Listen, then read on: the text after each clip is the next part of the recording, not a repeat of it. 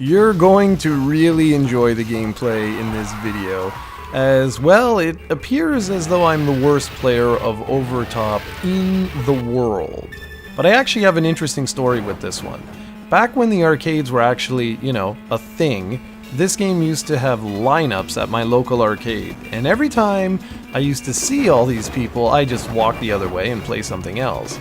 Well anyways, one day I finally got the chance to play this game, and I vividly remember going, what the hell is the big deal about? Like, who cares? This is just a standard game. And I moved on to something else. And I think it's because I've never been a huge fan of this overhead style racing game. And well, the gameplay clearly shows that. It's widely known that the Neo Geo didn't have many racing games, and this one is certainly considered one of the best racers from those slim pickings. Overtop is essentially a spiritual sequel to Thrash Rally, which Alpha Denshi also developed. This game hit the Neo Geo back in 1996, and like I said, it was developed by Alpha Denshi, the same dudes behind last week's review of World Heroes.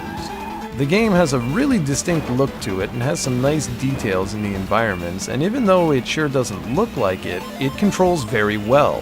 You can easily zip around corners and drift to your heart's content.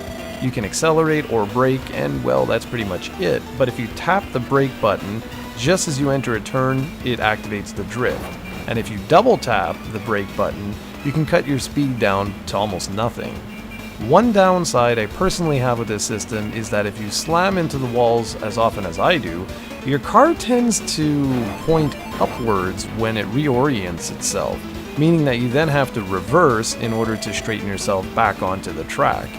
And well, that cuts into your time tremendously. I said earlier that the game looks nice, and that's true. It uses a Donkey Kong Country style of rendering graphics and sprites, and some of the effect is lost to time. I do love how you can see the rain come in, the snow, and all the various locations, but one thing that takes some getting used to is that you can sometimes lose track of, well, the track. And maybe it's just me, but sometimes I just felt like the track should have turned left, but it kept going straight for just a little bit, even though I had all the indicators saying go left, go left. And again, it's probably just me because the map system is great in this and the indicators work perfect, so yeah, I think it's just me. Overtop features no tracks actually, but one continuous course where you try and not only beat your opponents, but to reach the next checkpoint in order to continue playing. If you run out of time, it's game over, and you need to repeat the entire process all over again. There are also shortcuts that have been thrown in for good measure, which is extremely important because it's not really a deep game. There are 8 different vehicles to choose from, and obviously some are better in certain weather conditions than others, and of course you can also get slower vehicles that hug the road a little better than all the other cars. So basically what does this mean? It means that there's a car here for everyone.